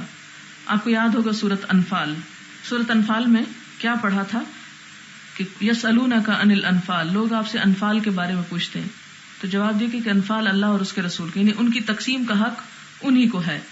لہٰذا آپ نے خطبہ دیتے ہوئے فرمایا کہ لوگوں جو جو تم حاصل کرو وہ سارا لا کے رکھ دو, خاص سوئی دھاگا ہی کیوں نہ ہو, اور پھر جو بھی حقدار حصے دار ہیں ان پر برابر کا تقسیم کیا جائے. اب یہاں پر کیا ہوا کہ کسی جگہ سے مسلمان مال غنیمت لوٹ کے لا رہے تھے, تو آگے والے لوگوں کو بھوک لگی, انہوں نے کہا ہم آگے پہلے پہنچ گئے ہیں, چلیں پیچھے والوں کے آنے سے پہلے پہلے ہم کچھ اونٹ ذبح کر کے یا کچھ بکریاں ذبح کر کے پکا لیتے ہیں. تو انہوں نے فٹافٹ ذبح کی اور پکانا شروع کر دیا. جب نبی صلی اللہ علیہ وسلم آئے تو آپ ناراض ہوئے اور آپ نے کہا کہ اس گوشت کا کھانا جائز نہیں جو تقسیم سے پہلے چڑھا دیا گیا, لہٰذا کیا کرو, اسے الٹا دو. بالکل اسی طرح جیسے گدھوں کا گوشت الٹوایا گیا تھا, یہ بھی الٹا دیا گیا. آپ دیکھیں کہ ہمارے ہاں گدھے سے تو پرہیز کیا جاتا ہے, اگر کوئی کسی کو بتائے یہ گدھے کا گوشت ہے تو کبھی نہیں کھائے گا, لیکن رشوت کا مال اس کو حلال سمجھتے ہیں. تو یہ مثال یہاں کیا بتاتی ہے کہ چیز صرف فی عین ہی حرام نہیں ہوتی, بلکہ اگر کوئی چیز ایسی ہو کہ جس میں حرام مال استعمال ہوا ہوا ہو تو وہ بھی اسی طرح ہی حرام ہوتی ہے, جیسے سور کا گوشت حرام ہے. یعنی رشوت بھی ایسے ہی حرام ہے جیسے سور کا گوشت حرام ہے. لیکن ہم میں سے کتنے لوگ ہیں کہ جو سور تو کھانے سے پرہیز کریں گے لیکن رشوت کھانے سے پرہیز نہیں کریں گے. بہرحال کیا ہوتا ہے, ثم قسم, پھر آپ نے تقسیم کیا, کیا, مال غنیمت. فعدل, تو برابر قرار دیا, عشرۃ من الغنم ببعیر, 10 بکریوں کو ایک اونٹ کے ساتھ. یعنی چونکہ کچھ بکریاں تھیں اور کچھ اونٹ تھے، جس شخص کو اونٹ ملا اس کو بکریاں نہیں ملی، دوسرے کو اس کے بدلے میں بکریاں ملی. اور کتنی بکریاں ملی؟ 10 بکریاں. کس کے برابر؟ ایک اونٹ کے برابر. اس سے پھر پتا چلتا ہے کہ اونٹ کو اگر ذبح کیا جائے تو اس کے 10 حصے کیے جا سکتے ہیں. بہرحال تو کیا ہوا؟ فنت منہا بیرن، ایک اونٹ اس میں سے بھاگ نکلا. اس اسلام میں کہ اونٹ تقسیم ہو رہے تھے، بکریاں تقسیم ہو رہی تھی لوگوں کے اوپر، ایک اونٹ بھاگ نکلا. فطلبوہ، تو لوگوں نے اس کو پکڑنا چاہا، طلب کیا، لیکن وہ اونٹ ہاتھ نہ آیا. فاعیاہم، اس اونٹ نے ان کو تھکا مارا. اب وہ بھاگ رہا تھا، کوئی پکڑ نہیں پا رہا تھا. وکان فی القوم خیل یسیرۃ، تو اس لشکر میں گھوڑے بھی کم تھے. خیل یسیرۃ، تھوڑے سے گھوڑے تھے. فاہوى رجل منہم، تو کیا کیا؟ دے مارا ایک شخص نے ان میں سے بسہم، ایک تیر، یعنی بھاگتے اونٹ کو ایک شخص نے تیر مار دیا. فحبسہ اللہ، تو اللہ نے اس کو روک دیا، یعنی تیر لگا اور وہ اونٹ وہیں گر پڑا. ثم قال، پھر آپ نے فرمایا، ان لہذہ البہائم، ان جانوروں میں بھی بہائم بہیمہ ہوتا ہے، بہیمہ کی جمع. اوابدہ، وحشی جانور ہیں، کا اوابد الوحشی، جس طرح وحشی جانوروں میں ہوتے ہیں اسی طرح ان میں بھی کچھ جانور جو سواری کے یا انعام میں سے ہیں یہ بھی کچھ وحشی ہو جاتے ہیں، سرکش ہو جاتے ہیں. فما غلبکم منہا فاصنعوا بہ ھکذا، تو جو تم پر غالب آ جائے ان جانوروں میں سے اس کے ساتھ ایسا ہی کرو. یعنی اگر کوئی جانور تم سے پکڑائی نہیں دیتا تو پھر تم کیا کر سکتے ہو؟ اسے دور سے تیر مار کر ہلاک کر سکتے ہو. یہ پھر ایک طرح سے شکار کے ضمن میں آئے گا کہ اس کو ایک طرح سے آپ نے بسم اللہ اللہ اکبر کہہ کے تیر مارا اور وہ اس کے حلق میں لگا اور خون بہا اور گر گیا، تو یہ گویا آپ نے اس کو ذبح کر لیا. فقال جدی، تو میرے دادا کہتے ہیں، انا نرجو او نخاف العدو غدن، کہ ہم کو دشمنوں کا ڈر تھا کل کے لیے. ولیست معنا مدن، اور ہمارے پاس کوئی چھری نہ تھی. تو ہم نے کیا کہا، افنذبح بالقصب، کیا ہم بانس کے کانے سے یا کھپچی سے اس کو ذبح کر لیں. قصب ہوتا ہے یہ جیسے گنا ہوتا ہے، اسی طرح بانس ابھی پکا نہیں ہوتا تو کچا ہوتا ہے، کانا جس کو آپ بولتے ہیں. تو لوگوں نے پوچھا کہ کیا اگر ہم اس کے کسی حصے سے اگر اس کو ذبح کر سکیں تو کر لیں. قال ما انہر الدم، جو چیز خون بہا دے اس سے ذبح کرنا جائز ہے. وذکر اسم اللہ علیہ فکلوہ، تو جس چیز پہ اللہ کا نام لے لیا جائے اسے بھی کھا سکتے ہو. یعنی اگر کوئی جانور ذبح کرتے وقت چھری اویلیبل نہیں، کوئی اور ایسی چیز اویلیبل ہے جس سے ذبح کر کے خون بہہ جائے، ذبح کے تقاضے پورے ہو جائیں، تو وہ کھایا جا سکتا ہے. اسی طرح اگر تیر مارا جا رہا ہے اور بسم اللہ اللہ اکبر کہا جا رہا ہے تو اس کو بھی کھایا جا سکتا ہے. لیس السن والظفر، لیکن 2 چیزیں جو ہیں ان سے ذبح نہیں کر سکتے، اور وہ کون سی ہیں؟ السن، دانت، والظفر، اور ناخن، یعنی دانت اور ناخن کے علاوہ باقی چیزوں سے ذبح کر سکتے ہو. وَسَأُحَدِّثُكُمْ عَنْ ذَلِكَ، اور میں تمہیں اس کے بارے میں ایک حدیث بتاؤں گا. یہ نبی صلی اللہ علیہ وسلم خود فرما رہے ہیں کہ اس کی وجہ بتاؤں گا. اما السن، جہاں تک دانت کا تعلق ہے، فعظم، تو وہ ہڈی کی طرح ہے، وہ ہڈی ہے. اب دیکھیں دونوں میں کیلشیم ہوتی ہے نا. وَأَمَّا الظُّفْرُ، اور جہاں تک ناخن کا تعلق ہے، فَمُدَّ الْحَبَشَةِ، تو یہ حبشیوں کی چھری ہے، اس سے صحیح طور پر ذبح نہیں کیا جا سکتا، اسے ذبح نہیں کرنا چاہیے. تو ایسے بھی میرے خیال میں کہا یہ جاتا ہے کہ دانت اور ناخن کے کانٹے میں ایک زہر سا ہوتا ہے. تو نبی صلی اللہ علیہ وسلم نے وہ وجہ تو یہاں نہیں بتائی لیکن اس سے منع کیا ہے. باب القران فی التمر بین الشرکاء حین یستأذن اصحابہ، پیچھے ایک حدیث آپ نے پڑھی جس میں اس چیز سے منع کیا گیا تھا کہ اگر کوئی شخص 2 کھجوریں کٹھی کھا رہا ہے تو وہ نہیں کھا سکتا. اکیلے میں تو کھا سکتا ہے، لیکن اگر سب کے ساتھ مل کے کھا رہے ہیں، مثلا ایک پلیٹ سے 3 لوگ کھانا کھا رہے ہیں، 3 لوگ کھجور کھا رہے ہیں، 2 لوگ ایک ایک کھجور اٹھاتے ہیں اور ایک شخص ایک وقت میں 2 اٹھاتا ہے، تو گویا وہ کیا کر رہا ہے؟ 2 کے برابر کھا رہا ہے، جو کہ دوسروں کے حق میں حق تلفی کا سبب بن سکتا ہے. لیکن اگر کوئی ایسی صورت ہو کہ جس میں ساتھیوں سے پوچھ لیا جائے کہ میں بہت بھوکا ہوں، 2 ملا کے کھانے لگا ہوں، اجازت ہے، اور وہ واقعی اجازت دے دیں تو پھر کھا سکتا ہے. یہاں اسی بات کے بارے میں بات کی گئی، یعنی 2 کھجوریں ملا کر کھانا کسی شریک کو اجازت نہیں جب تک دوسرے شرکاء سے اجازت نہ لے، کیونکہ شرکت کا باب ہے نا یہ. حدثنا خلاد بن یحییٰ حدثنا سفیان حدثنا جبلۃ بن سحیم قال سمعت ابن عمر رضی اللہ عنہما یقول نہى النبی صلی اللہ علیہ وسلم نبی صلی اللہ علیہ وسلم نے منع فرمایا ان یقرن الرجل بین التمرتین جمیعا، کہ ملا لے کوئی شخص دو کھجوروں کو اکٹھے، حتی یستأذن اصحابہ، یہاں تک کہ اجازت لے لے اپنے ساتھیوں سے. حدثنا ابو الولید حدثنا شعبۃ عن جبلۃ قال كنا بالمدینۃ، کہتے ہیں کہ ہم مدینہ میں تھے، فاصابتنا سنۃ، تو ہمیں قحط نے آ لیا، سنہ قحط. فکان ابن الزبیر یرزقنا التمر، تو ابن زبیر جو تھے ہمیں کھجور کھلایا کرتے تھے. وکان ابن عمر یمر بنا، ابن عمر ہمارے پاس سے گزرتے، فیقول، تو کہتے، لا تقرنوا، ملا کے مت کھاؤ. فإن النبی صلی اللہ علیہ وسلم، کیونکہ نبی صلی اللہ علیہ وسلم نے نہا عن الاقران، دو کھجوریں ملا کر کھانے سے منع فرمایا ہے. الا ان یستأذن الرجل منکم اخاہ، یہاں تک کہ کوئی شخص تم میں سے اپنے بھائی سے اجازت لے لے. کچھ سوالوں کے جواب. ایک ضروری سوال ہے کہ کسی شخص کو راستے سے کچھ رقم ملی اور اس کا مالک نہیں مل رہا، اب اس رقم کو وہ کیا کرے، اس کا کیا حکم ہے؟ پہلے تو اعلان کرے، اور اگر نہ کوئی ملے تو پھر صدقہ کر دے. صدقہ کر دے، اچھی طرح سن لیں، اس شخص کی طرف سے جس کے گمے ہوئے ہیں. کسی نے اپنی کچھ چیزیں رکھوائی جیسے برتن پیتل کا حمام وغیرہ کہ جب موقع ملا لے جائیں گے، لیکن جس کی تھی وہ فوت ہو چکی. بیٹیوں سے میں نے کہا ہے کہ لے جائیں تو کہتی ہیں پرانے زمانے کی چیزیں پڑی رہنے دیں. 15-20 سال گزر چکے ہیں، کیا میں ان چیزوں کو بیچ کر اللہ کے راستے میں پیسے دے دوں؟ آپ انہی کی بیٹیوں کو دے دیں جو ان کے وارث ہیں، اور پھر وہ اگر چاہیں تو کسی بھی جگہ پہ لگا لیں، خود استعمال کریں یا اللہ کی راہ میں دیں. لیکن ہم کسی کے بھی ورثے کو خود اپنی مرضی سے ڈسپوز آف نہیں کر سکتے. ہاں اگر وہ آپ کو اجازت دیں تو پھر آپ کر لیں. اگر آپ ان سے پوچھ لیں کہ اگر میں ان کو بیچ دوں تو پھر آپ بیچ دیں. خرگوش حلال ہے، حالانکہ یہ پنجوں والا جانور ہے، اس کی وضاحت کریں، کیونکہ یہ شکار نہیں کرتا اس لیے یہ حلال ہے. پھر اسی طرح ایک اور خاتون ہے جن کا سوال یہ تھا کہ ان کے شوہر گورنمنٹ کے ملازم ہیں اور وہ گورنمنٹ کی گاڑی پر کیا تعلیم حاصل کرنے کے لیے آ سکتی ہیں. تو اس میں یہ کہ اگر ایسی اجازت گورنمنٹ کی طرف سے موجود ہو کہ آپ اپنے پرائیویٹ استعمال کے لیے اس کو استعمال کر سکتے ہیں تو اس صورت میں تو اجازت ہے. لیکن اگر گورنمنٹ کی طرف سے اجازت نہیں اور گورنمنٹ نے گاڑی اگر صرف سرکاری استعمال کے لیے دے رکھی ہے اور اس میں فیملی کے لیے اجازت موجود نہیں تو پھر نہیں کرنا چاہیے اس کو استعمال. لیکن اگر بعض محکمے جیسے ہیں، بعض پرائیویٹ کمپنیاں جیسے وہ فیملی کے لیے بھی دیتے ہیں تو اس صورت میں کوئی حرج نہیں.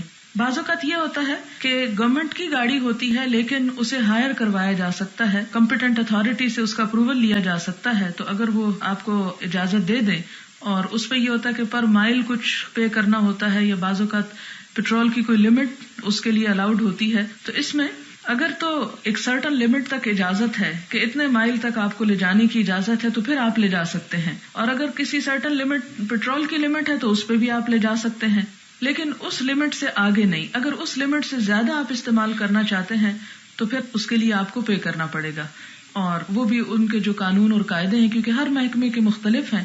تو اس لیے یہ دیکھنا ہوگا کہ کس محکمے میں، مثلا آرمی کا قانون جو ہے وہ سول سے مختلف ہو سکتا ہے.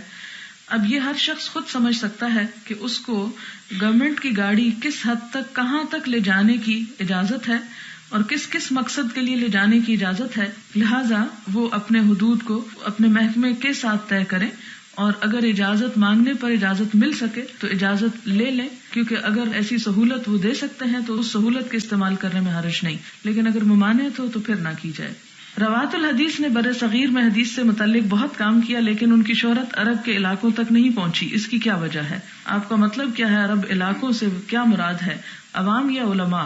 جو اس فیلڈ کے لوگ ہیں وہ تو بہت قدردان ہیں بر صغیر کے ان علماء کے، لیکن جو عوام ہیں تو عوام کو تو نہیں پتا ہوتی ہر بات. اور شہرت سے مراد علماء کی شہرت ایسے نہیں ہوتی جیسے کسی فلمی سٹار یا کسی کھلاڑی کی شہرت ہوتی ہے کہ جو ہر دل میں بستا ہو. اہل علم صرف علم کے قدردان دلوں میں بستے ہیں، یعنی ان کا مرکز جو ہوتا ہے وہ ہر جگہ نہیں ہوتی، ان کا مرکز وہ خاص دل ہوتے ہیں جو اس کے اہل ہوتے ہیں. اس میں ہم دیکھتے ہیں کہ امام ساغانی لاہور کے رہنے والے تھے، بڑے مشہور عالم ہیں اور ہم نہیں جانتے ان کو، لیکن عرب بہت سے جانتے ہیں. اسی طرح تحفۃ الاحوزی ہے، ترمذی کی شرح عبد الرحمن مبارک پوری نے لکھی ہے، یہ بھی بہت اہم ہے. عون المعبود ہے، شمس الحق دیانوی نے لکھی ہے. اسی طرح نواب صدیق حسن خان جو ہیں، ان کی کتابیں جو ہیں وہ عرب دنیا میں ہم سے زیادہ پہچانی جاتی ہیں. آپ کو معلوم ہوگا نواب صدیق حسن خان جو تھے وہ ایک طالب علم تھے، تو والی بھوپال کی جب ڈیتھ ہوئی تو ان کی بیوہ جو تھی شاہ جہان، تو انہوں نے ان کے علم اور تقویٰ کی شہرت سن رکھی تھی تو انہیں خود آفر کیا اور پھر ان سے نکاح کیا، اور پھر ان کے ذریعے علم کی بہت سرپرستی کی اس خاتون نے، اور بڑے بڑے علماء کے لیے اسکالرشپس اور ایسی چیزیں مقرر کی گئیں کہ جن کی وجہ سے انہیں علم کے لیے فارغ کر دیا گیا. اور ہم دیکھتے ہیں کہ بہت سی کتابیں انہوں نے لکھوائیں، نہ صرف خود لکھی بلکہ لکھوائیں، کہ لوگوں کو فارغ کر دیتے تھے کہ آپ اپنا پیشہ جو جاب ہے چھوڑ دیں اور یہ کام علمی کریں کہ آپ اس کی صلاحیت رکھتے ہیں اور جتنا آپ کو پیسہ چاہیے وہ ہم آپ کو دیں گے.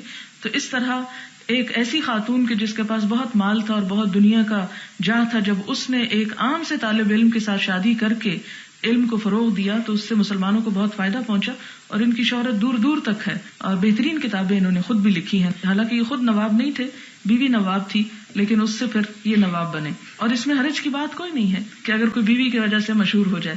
آخر دعوانا الحمدللہ رب العالمین. سبحانک اللہم و بحمدک نشہد ان لا الہ الا انت نستغفرک و نتوب الیک.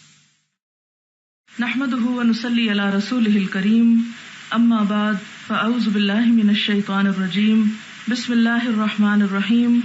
رب اشرح لی صدری ویسر لی امری واحلل عقدۃ من لسانی یفقہوا قولی. باب تقویم الاشیاء بین الشرکاء بقیمت عدل.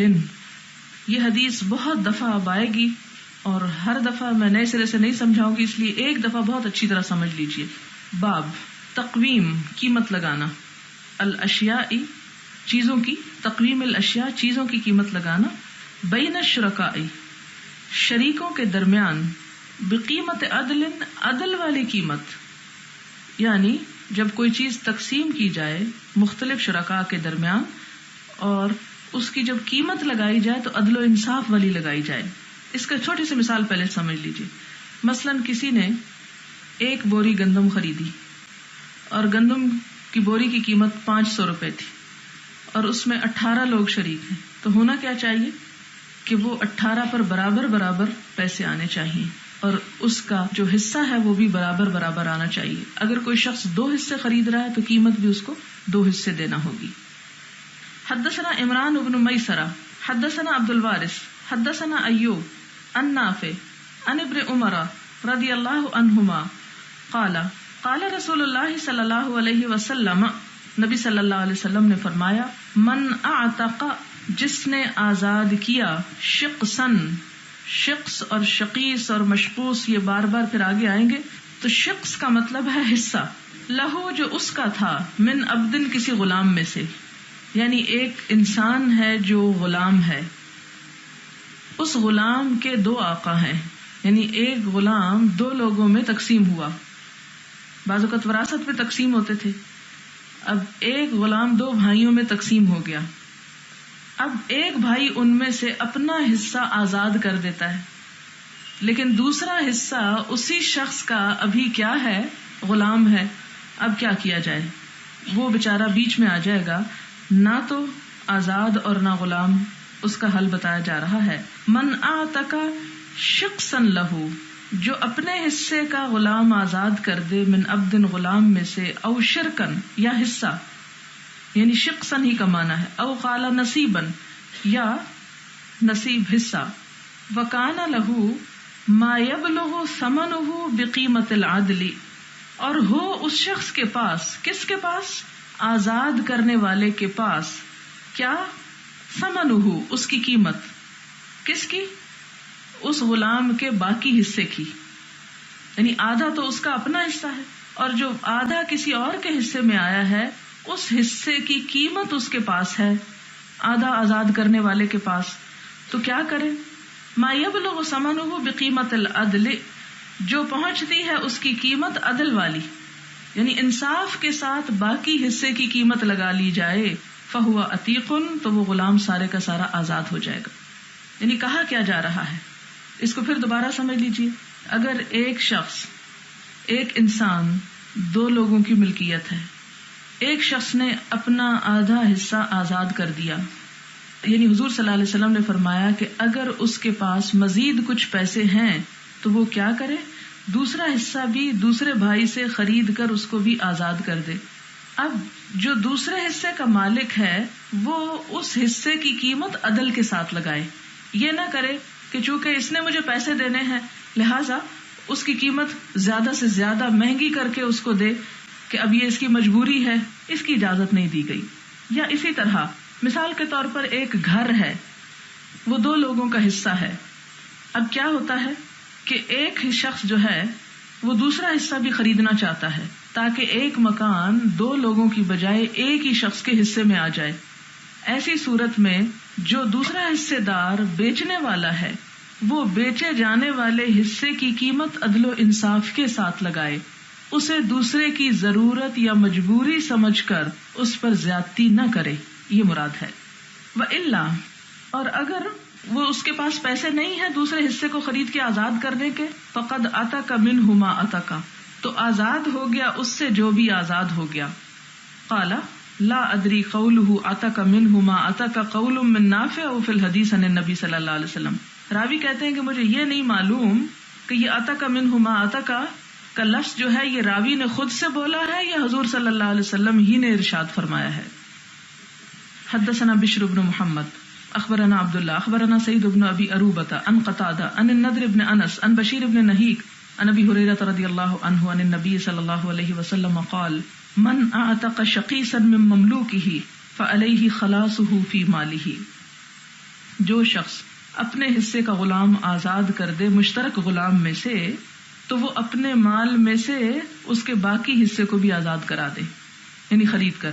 فإن لم يكن له مال، لیکن اگر اس شخص کے پاس مال ہی نہیں، یعنی آزاد کرنے والے کے پاس آدھا حصہ، قوم المملوک قیمت عدل، تو قیمت لگائی جائے گی اس غلام کی عدل والی قیمت، عدل و انصاف کے ساتھ قیمت چکائی جائے گی. ثم استسعی، پھر اس سے کموایا جائے گا. کس سے؟ غلام سے، کیونکہ جس نے آدھا آزاد کیا اس کے پاس اور پیسے نہیں. اب کیا ہوگا؟ باقی آدھے کی قیمت لگائی جائے گی. اب وہ قیمت کہاں سے پوری کی جائے؟ وہ اس غلام کو کہا جائے کہ کچھ کما کے محنت کر کے اپنی آزادی خرید لے، یہ مراد ہے. غیر مشکوک علیہ، اور اس پر سختی نہ کی جائے، یعنی اس کی وسعت سے بڑھ کر اس پر بوجھ نہ ڈالا جائے. باب هل یقرأ فی القسمۃ والاستہام فیہ، کہ تقسیم کرتے وقت قرعہ اندازی کرنا کیا اس کی اجازت ہے؟ یعنی بعض اوقات دو چیزیں بالکل برابر کی ہوتی ہیں اور اس میں تقسیم مشکل ہو جاتی ہے. ایسی چیز مثال کے طور پر چیز ایک ہے اور حصے دار دو ہیں اور دونوں میں سے ایک کو ملے گی، یا کون سا حصہ کس کو ملے، تو اس پر قرعہ اندازی کرنا کیا اسلام میں اس کی اجازت ہے؟ تو اس کے بارے میں بتایا گیا کہ نزاع کے وقت، جھگڑے کے وقت قرعہ اندازی جو ہے یہ کی جا سکتی ہے. نبی صلی اللہ علیہ وسلم کا طریقہ کیا تھا کہ جب سفر میں اپنی ازواج مطہرات میں سے کسی کو لے کر جانا چاہتے تھے اپنے ساتھ، تو ظاہر سب کا حصہ برابر کا تھا، سب کا حق تھا کہ جائیں، لیکن سب کو تو ساتھ لے جا نہیں سکتے تھے، اس لیے آپ کیا کرتے؟ ان کے درمیان قرعہ ڈالتے اور جس کے نام وہ قرعہ نکلتا وہ ساتھ چلی جاتی.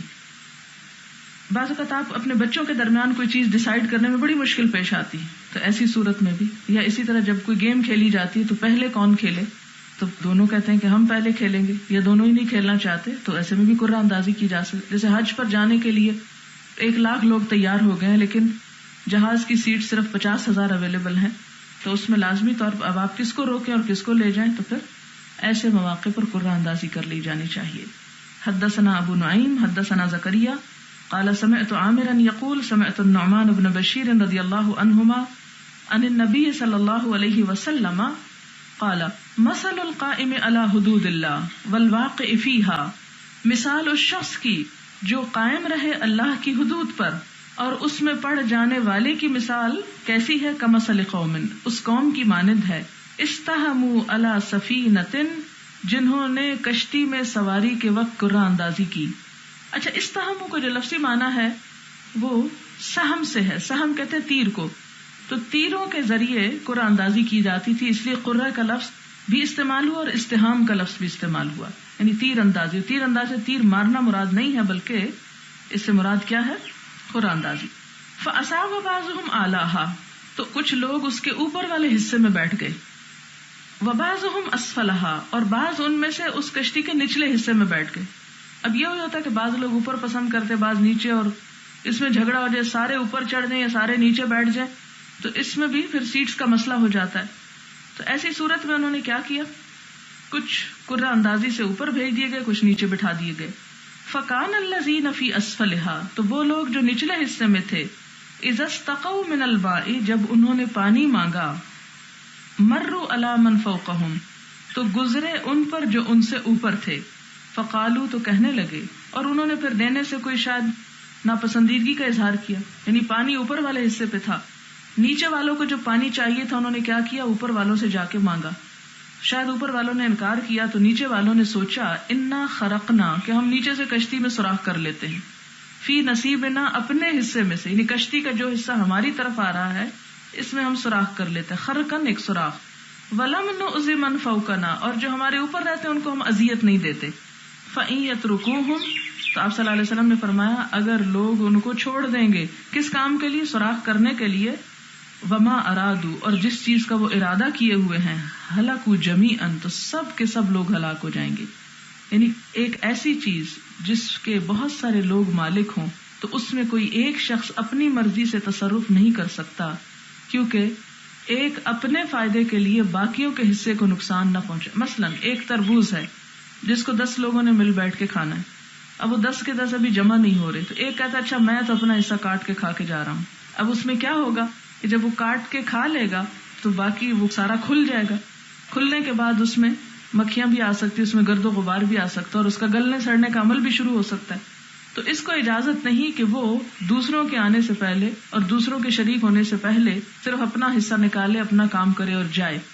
تو کشتی کی مثال اسی لیے دی گئی کہ کوئی شخص یہ سوچ کے کہ کشتی کا نچلا حصہ چونکہ میرے حصے میں آ گیا لہٰذا میں جانوں اور میرا کام، میں اس میں سے سوراخ کر کے سمندر کے اندر سے پانی لے لیتا ہوں، تو یہ اس کی سوچ حماقت کی سوچ ہوگی جس سے وہ خود بھی ہلاک ہوگا اور باقیوں کو بھی کرے گا۔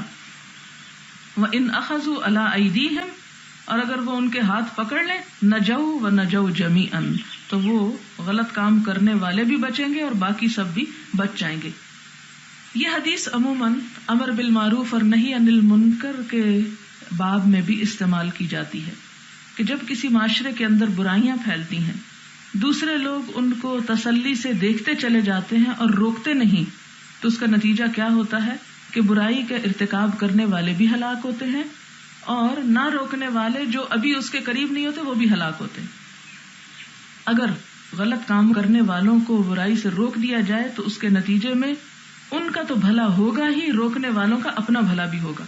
مثلا اگر آپ دیکھتے ہیں کہ کسی کا بچہ کوئی غلط کام کر رہا ہے یا معاشرے میں بگاڑ پیدا ہو رہا ہے اور آپ کہیں نہیں شکر ہے میں تو اپنے بچوں کی بہت اچھی تربیت کر رہی ہوں، میری ولا سے کہ کوئی جہنم میں جائے یا جنت میں، اچھا کرے یا برا کرے، بھگتے ہیں ان کے ماں باپ جو سو رہے ہیں ان کی تربیت نہیں کر رہے، نہیں، یہ کہہ کر ہم بچ نہیں سکتے۔ اگر ہم ان کو غلط کام کرنے کو چھوڑ دیں گے تو لازمی طور پر ان کا تعلق ہمارے بچوں سے بھی ہوگا، کیونکہ ہم اپنے بچوں کو پورے معاشرے سے کاٹ کے الگ اپنے گھر میں تو بٹھا نہیں سکتے، انہی اسکولوں میں جائیں گے، اسی گلی میں کھیلیں گے، اسی معاشرے میں ان کا تعلق ہوگا، تو جس کے نتیجے میں کیا ہوگا نقصان کہ اگر وہ بگڑیں گے تو وہ بگاڑ آپ کے گھر میں بھی گھس آئے گا اور اس کے نتیجے میں آپ بھی نقصان اٹھائیں گے۔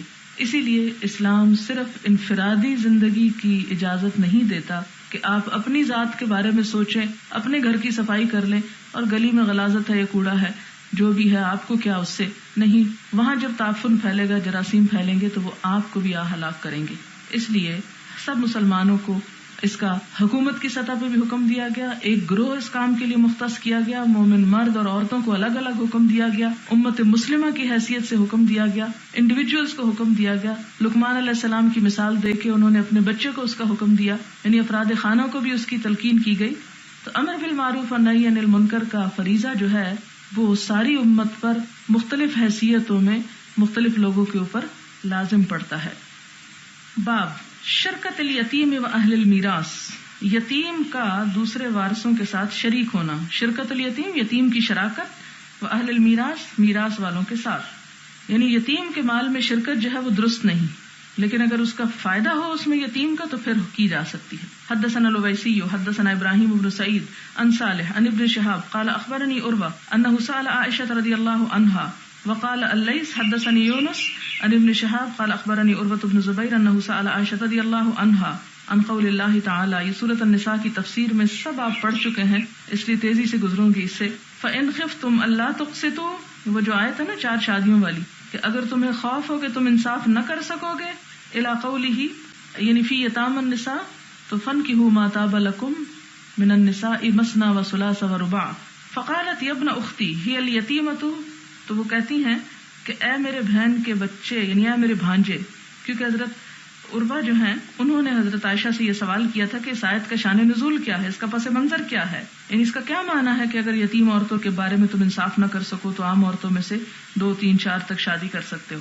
تو حضرت عائشہ کہتی ہیں کہ اے بھانجے، یہ آیت اتری ہے یتیم بچی کے بارے میں، تکون فی حجر ولیہا، جو اپنے جو گارڈین ہے، جو ولی ہے، اس کے پاس ہوتی ہے، یہ محافظ رشتہ دار کے پاس، اور وہ محافظ رشتہ دار ایسا ہے کہ جو نکاح بھی کر سکتا ہے، مثلا کزن، یعنی اگر کوئی بچی یتیم رہ جاتی ہے اور کوئی خالہ ماموں نہیں اس کو لک آفٹر کرنے کے لیے، تو خالہ ماموں کی جو اولاد ہے یا چچا کی جو اولاد ہے، اگر وہ اسے اپنی کسٹڈی میں لے لیتی ہے تو ایسا بھی ہو سکتا ہے۔ اب یہ ہے کہ تشارکہ فی مالہ، وہ بچی جو ہے وہ اس کے مال میں بھی شریک ہو، فیعجبہ مالہا، تو اس شخص کو جو اس کا ولی ہے، اس لڑکی یتیم بچی کا مال بڑا اچھا لگتا ہے، وجمالہا، اور اس کے حسن سے بھی وہ متاثر ہے، فیرید ولیہا ان یتزوجہا، تو وہ ولی یہ چاہتا ہے کہ وہ خود ہی اس سے نکاح کر لے، بغیر ان یقسط فی صداقہا، بغیر اس کے کہ اس کے مہر میں انصاف سے کام لے، فیؤتیہا مثل ما یؤتیہا غیرہ، تو دے اس کو جس طرح کہ وہ دیتا ہے اس کے علاوہ کو، فنہوا ان ینکحوہن، تو ایسی صورتوں میں یہ ولی روک دیے گئے، کس سے؟ کہ وہ ایسی عورتوں سے نکاح کریں، الا ان یقسطوا لہن، مگر یہ کہ ان کے حق میں انصاف کریں، ویبلغوا بہن اعلی سنتہن من الصداق، اور ادا کریں اعلیٰ ترین حصہ ان کے مہر کا جو کہ رواج کے مطابق ہو، یعنی ان کا جو حصہ یا حق یا ان کی جو ویلیو بنتی ہے اس کے مطابق ان کا مہر ادا کریں تو پھر ٹھیک ہے۔ وَأُمِرُوا أَن يَنكِحُوا مَا طَابَ لَهُم مِّنَ النِّسَاءِ سِوَاهُنَّ، اور انہیں حکم دیا گیا کہ پھر یتیم بچیوں سے نکاح کی بجائے دوسری عورتوں سے نکاح کریں جو ان کے علاوہ ہیں، جو بھی ان کو پسند ہو۔ قال عروہ، عروہ کہتے ہیں، قالت عائشہ، حضرت عائشہ کہتی ہیں، ثم ان الناس استفتوا رسول اللہ صلی اللہ علیہ وسلم، کہ اس کے بعد لوگوں نے حضور صلی اللہ علیہ وسلم سے فتویٰ مانگا، بعد هذه الآیہ، اس آیت کے بعد، فانزل اللہ، تو اللہ تعالیٰ نے نازل فرمائی یہ آیت، وَيَسْتَفْتُونَكَ فِي النِّسَاءِ، لوگ آپ سے عورتوں کے بارے میں فتویٰ پوچھتے ہیں، الی قولہ وَتَرْغَبُونَ أَن تَنكِحُوهُنَّ، اور وہ آیت یہاں تک آتی ہے اور تم رغبت رکھتے ہو کہ تم ان عورتوں سے نکاح کرو، وَالَّذِي ذَكَرَ اللَّهُ أَنَّهُ يُتْلَى عَلَيْكُمْ فِي الْكِتَابِ، اور وہ جو ذکر کیا اللہ تعالیٰ نے جو پڑھا جاتا ہے تم پر کتاب میں، الآیۃ الأولیٰ التي قال فیہا وَإِنْ خِفْتُمْ أَلَّا تُقْسِطُوا فِي الْيَتَامَى، اور وہ آیت جس میں آتا ہے کہ اگر تمہیں خوف ہو کہ تم یتیموں کے بارے میں انصاف نہ کر سکو گے، فَانكِحُوا مَا طَابَ لَكُم مِّنَ النِّسَاءِ، تو نکاح کرو جو اور پسند ہو تمہیں عورتوں میں سے۔ یہاں آپ دیکھیں کہ فَانكِحُوا صرف نہیں آیا بلکہ مَا طَابَ کا لفظ آیا، جس میں یہ پتہ چلتا ہے کہ نکاح میں پسندیدگی کا ہونا غیر اسلامی نہیں ہے۔ قالت عائشہ، حضرت عائشہ کہتی ہیں، وقول اللہ فی الآیۃ الاخری وترغبون ان تنکحوہن، اور تم پسند کرتے ہو کہ تم ان سے نکاح کرو، ہی رغبت احدکم یتیمتہ، یہ اس رغبت سے کیا مراد ہے یہاں پر کہ تم میں سے کوئی اس یتیم بچی میں رغبت رکھتا ہو، التی تکون فی حجرہ، جو اس کی حفاظت میں ہو، ہی نہ تکون قلیلۃ المال والجمال، کہ جس کے پاس مال بھی نہ ہو اور جمال بھی کم ہو، فنہوا ان ینکحوا ما رغبوا فی مالہا وجمالہا، تو ان کو روکا گیا کہ وہ نکاح کریں جس میں وہ رغبت رکھتے ہوں اس کے مال میں اور اس کے جمال میں، من یتام النساء، یتیم عورتوں کے بارے میں، الا بالقسط، مگر انصاف کے ساتھ، من اجل رغبتہم عنہن، اس وجہ سے کہ ان کو اس میں، یعنی جب تک کہ رغبت نہ ہو۔ اصل میں یہ بات پیچھے ہو بھی چکی ہے، مراد اس سے یہ ہے، خلاصہ اس کا یہ ہے کہ جہاں بھی شراکت میں کسی کے مال یا حق میں ظلم کا اندیشہ ہو وہاں سے اجتناب ضروری ہے، خواہ دوسرا شریک یا فریق جو ہے وہ مظلوم یا کمزور تری کیوں نہ ہو، کیونکہ ایک بچی جس کے ماں باپ نہیں، کوئی اس کا والی وارث نہیں، جو والی ہے وہ خود اس سے نکاح کرنا چاہتا ہے تو اسے کون روک سکتا ہے، اور بچی انکار کس طرح کر سکتی ہے؟ لیکن اس بچی کے حق کی حفاظت کے لیے اللہ تعالیٰ نے اپنی کتاب میں یہ آیت نازل کی کہ ایسی صورت میں ظلم ہوگا اور تمہیں اس سے اجتناب کرنا ہوگا، اس سے بچو۔ باب الشرکت فی الارضین وغیرہا، دو زمینوں میں شراکت اور اس کے علاوہ، یعنی زمین مکان وغیرہ میں شرکت۔ حدثنا عبداللہ ابن محمد حدثنا ہشام اخبرنا معمر عن الزہری عن ابی سلمہ عن جابر ابن عبداللہ رضی اللہ عنہما قال انما جعل النبی صلی اللہ علیہ وسلم الشفعۃ، کہ نبی صلی اللہ علیہ وسلم نے شفع کا حق رکھا، فی کل ما لم یقسم، ہر اس چیز میں، ہر اس زمین میں جو تقسیم نہ کی گئی ہو. فَإِذَا وَقَعَتِ الْحُدُودُ، جب حدود یعنی باؤنڈری وال قائم کر دی جائے. فَصُرِفَتِ الطُّرُقُ، رستے الگ کر دیے جائیں. فَلَا شُفْعَةَ، تو پھر کوئی بھی شفع نہیں ہو سکتا. یعنی شفع جو ہے وہ صرف اس صورت میں ہوگا کہ جب دونوں بالکل اکٹھے ہوں، ایک ہی چیز ہو، اس میں الگ ہونے کا کوئی امکان ہو. یہ پیچھے بہت بات تفصیل سے گزر چکا ہے جس میں یہ بتایا گیا تھا کہ اگر ایک مکان دو لوگوں کے حصے میں آ گیا ہے اور ان میں سے ایک اپنا حصہ بیچنا چاہتا ہے تو سب سے پہلا اس کا خریدار کون ہوگا، کس کا حق ہوگا؟ جو اس کا شراکت دار ہوگا. یہ مراد ہے یہاں. باب اذا قسم الشرکاء الدور وغیرها فلیس لهم رجوع ولا شفاعۃ. اذا جب قسم تقسیم کر لیں، الشرکاء شریک، الدور گھروں کو، وغیرہ اور اس کے علاوہ جیسے مثلا دکانوں وغیرہ کو، فلیس لهم رجوع، تو اس کے بعد ان کے لیے پلٹنا نہیں. یہ نہیں کہ ایک دفعہ ڈیوائڈ کر لیں اور چند دن کے بعد کہ نہیں ہمیں تو پسند نہیں آئی یہ ڈویژن، ہم پھر واپس وہی کچھ کرتے ہیں جو پہلے تھے. فرمایا کہ نہیں، پھر اگر دوسرا فریق نہیں رجوع کرنا چاہتا تو رجوع نہیں ہوگا. ولا شفعہ، اور اس صورت میں کوئی شفعہ بھی نہیں ہوگا. یعنی تقسیم کے بعد، رستے الگ ہو جانے کے بعد، دیواریں پڑ جانے کے بعد پھر شفعہ نہیں ہوتا. حدثنا مسدد حدثنا عبد الواحد حدثنا معمر عن الزهري عن ابي سلمة عن جابر بن عبد الله رضي الله عنهما قال قضى النبي صلى الله عليه وسلم بالشفعة في كل ما لم يقسم فإذا وقعت الحدود وصرفت الطرق فلا شفعة. باب الاشتراک فی الذهب والفضة، سونے اور چاندی میں اشتراک. یعنی بعض اوقات کیا ہوتا ہے کہ مثلا خدا نخواستہ کسی کی ماں فوت ہو جاتی ہے اور وہ زیور بچوں کے لیے چھوڑ جاتی، تو اس میں بہت سارے بچے جو ہیں وہ شریک ہیں، تو ایسی صورت میں کیا ہوگا؟ وما یکون فیہ الصرف، اور وہ چیز کے جس میں یعنی ان چیزوں کا بیپار ہو. صرف ہوتا ہے بیپار، سونے چاندی کا بیپار. صرافہ اسی لیے اس کو بولتے ہیں صراف. حدثني عمرو بن علي حدثنا ابو عاصم عن عثمان يعني ابن الاسود قال اخبرني سليمان بن ابي مسلم قال سالت ابا المنهال عن الصرف يدا بيد فقال اشتريت انا وشريك لي شيئا يدا بيد ونسيئة. سلیمان ابن ابی مسلم کہتے ہیں کہ میں نے پوچھا ابو المنہال سے صرف کے بارے میں، یدن بیدن جو نقد ہو. فقالا تو کہا، اشتریت انا خریدا میں نے، وشریک لی اور میرے ایک شریک نے، شیئن ایک چیز کو، یدن بیدن نقد نقد، ونسیئتن اور ادھار، یعنی کچھ اس میں نقد خریدا اور کچھ ادھار خریدا. فجاءنا البراء بن عازب، تو براء بن عازب ہمارے پاس ہے. فسألناہ، تو ہم نے اس سے پوچھا. فقال فعلت انا وشریکی زید بن ارقم، وہ کہتے ہیں کہ میں نے بھی اور میرے شریک زید بن ارقم نے ایسا کیا تھا. وسألنا النبی صلی اللہ علیہ وسلم، تو ہم نے نبی صلی اللہ علیہ وسلم سے پوچھا تھا کہ کیا اس کی اجازت ہے. ان ذالک، فقال، آپ نے فرمایا، ما کان یدن بیدن فخذوہ، تو جو نقد و نقد ہو اسے لے لو، وما کان نسیئۃ فذروہ، اور جو ادھار ہو اس کو چھوڑ دو. یعنی سونے اور چاندی میں اگر ادلا بدلا نقد و نقد ہو رہا ہے تو وہ درست ہے، لیکن ادھار میں پھر کیا ہوتا ہے، مشکل اس لیے ہوتی کہ قیمتوں میں کمی بیشی ہو جاتی ہے اور پھر وہ جھگڑے فساد کا باعث بن جاتی ہیں، تو اس کو نہیں ہونا چاہیے. باب مشارکت الذمی والمشرکین فی المزارات، ذمی اور مشرکین کے ساتھ مزارت میں شریک ہونا، یعنی غیر مسلم کے ساتھ پارٹنرشپ جو ہے کہ یہ جائز ہے. مثلا کسی ایسے ملک میں آپ رہتے ہیں کہ جہاں پر مسلمانوں کے علاوہ غیر مسلم بھی بستے ہیں اور وہ مل جل کر کوئی زمین خریدتے ہیں اور اس میں کام کرتے ہیں، یا زمین کسی کی اور کام اس پر کوئی دوسرا کر رہا ہے اور اس کا نفع جو ہے وہ آدھو آدھ کیا جا رہا ہے، تو کیا اس کی اجازت ہے؟ یا کیا پارٹنرشپ صرف مسلمان ہی باہم کر سکتے ہیں یا غیر مسلم کو شریک کیا جا سکتا ہے تجارت میں؟ حدثنا موسى بن اسماعیل حدثنا جویریہ بن اسماء عن نافع عن عبد اللہ رضی اللہ عنہ قال آتا رسول اللہ صلی اللہ علیہ وسلم خیبر الیہود، نبی صلی اللہ علیہ وسلم نے خیبر کی زمین یہودیوں کو دے دی، ان یعملوها کہ وہ اس میں کام کریں، ویزرعوها اس میں زراعت کریں، ولہم شطر ما یخرج منها اور ان کے لیے آدھا ہے اس میں سے جو زمین کی پیداوار ہو. مراد اس سے کیا ہے کہ غیر مسلموں کے ساتھ شراکت کی جا سکتی ہے. باب قسم الغنم والعدل فیها، بکریوں کی تقسیم اور اس میں انصاف کرنا. حدثنا قتيبة بن سعيد حدثنا الليث عن يزيد بن ابي حبيب عن ابي الخير عن عقبة بن عامر رضي الله عنه ان رسول الله صلى الله عليه وسلم کہ نبی صلی اللہ علیہ وسلم نے اعطاه غنما، ان کو بکریاں دی، یقسمها على صحابته کہ وہ تقسیم کر دیں ان کے صحابہ پر، دہایا قربانی کے لیے. فبقي عتود، تو باقی بچ گیا ایک بکری کا بچہ، عتود کہتے ہیں سال کی عمر کا، ایک سالہ بکری کا بچہ باقی بچ گیا، سب تقسیم ہو گئی، ایک بچہ بچ گیا. فذکرہ لرسول اللہ صلی اللہ علیہ وسلم، تو نبی صلی اللہ علیہ وسلم سے انہوں نے آ کے ذکر کیا.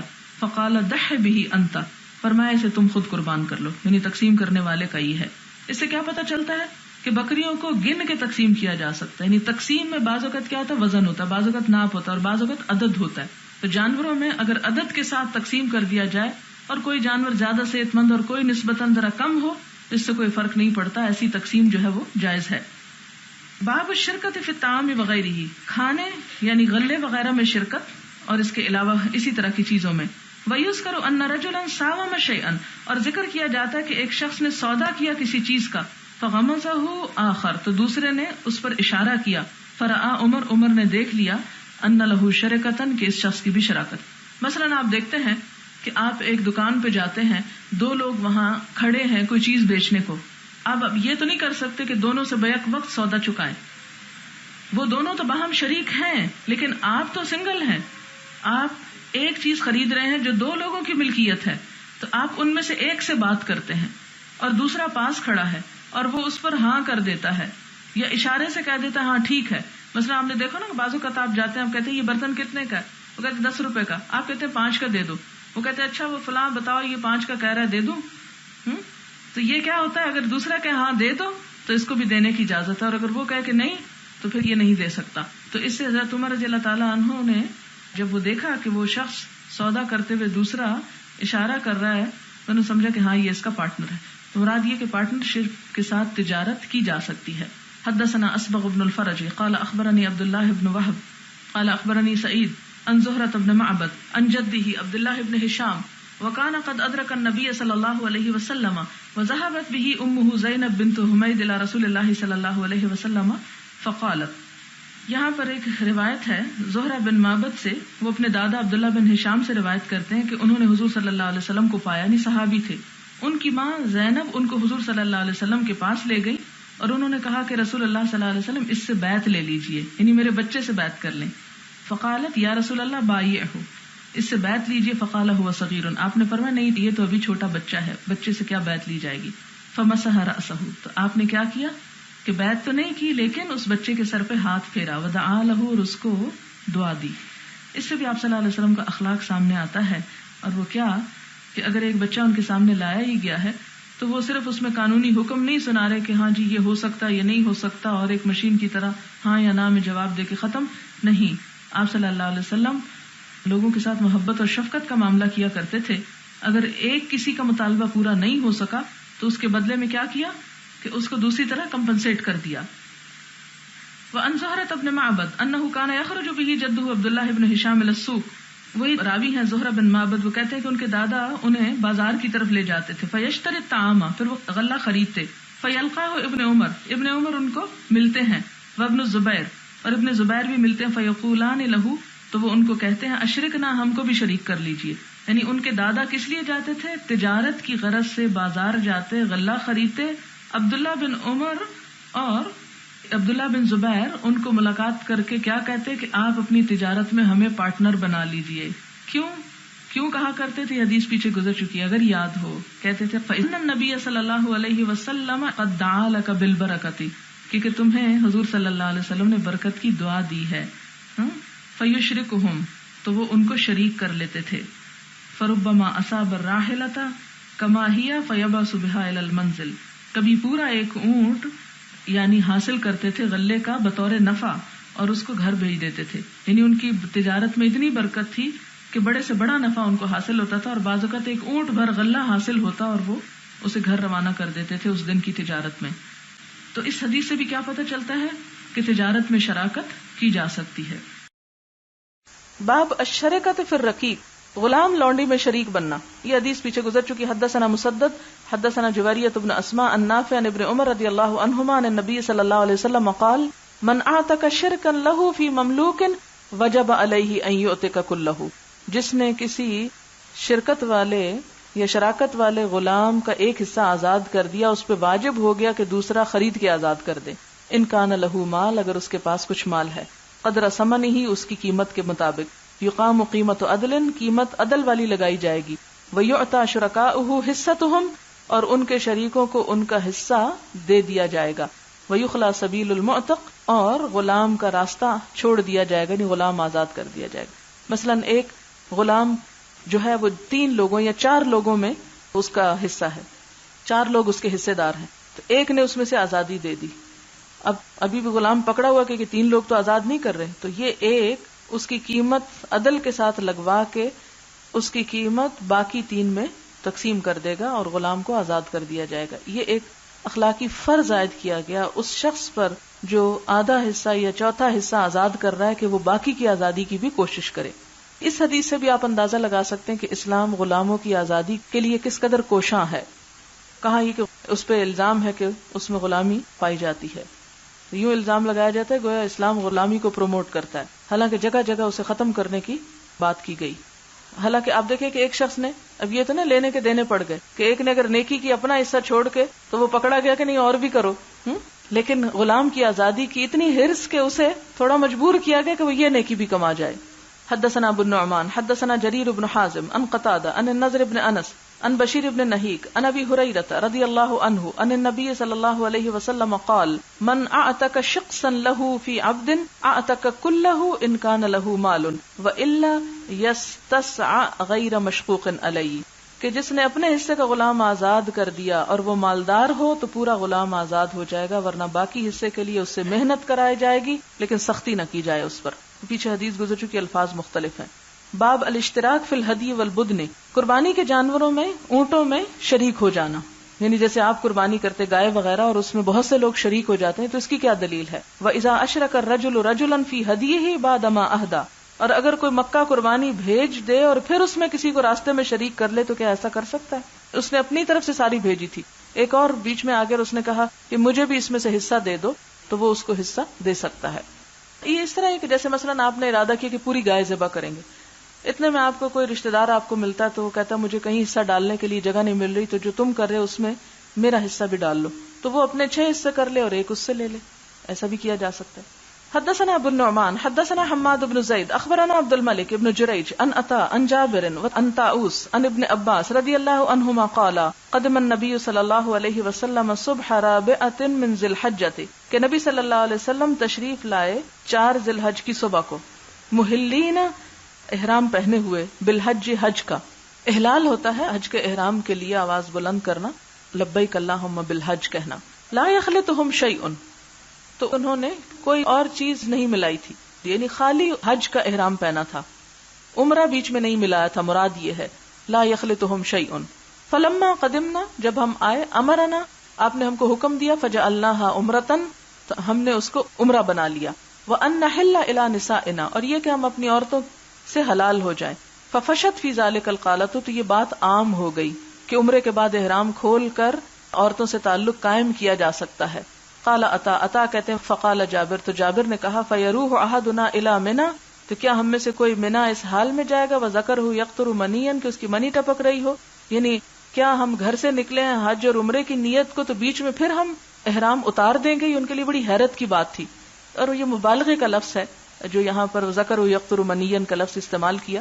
فقال جابر بکفہ, اور جابر نے یہ الفاظ زبان سے نہیں بلکہ اشارے سے ادا کیے. فبلغ ذلك النبی صلی اللہ علیہ وسلم, تو جابر کی یہ بات حضور صلی اللہ علیہ وسلم تک پہنچ گئی.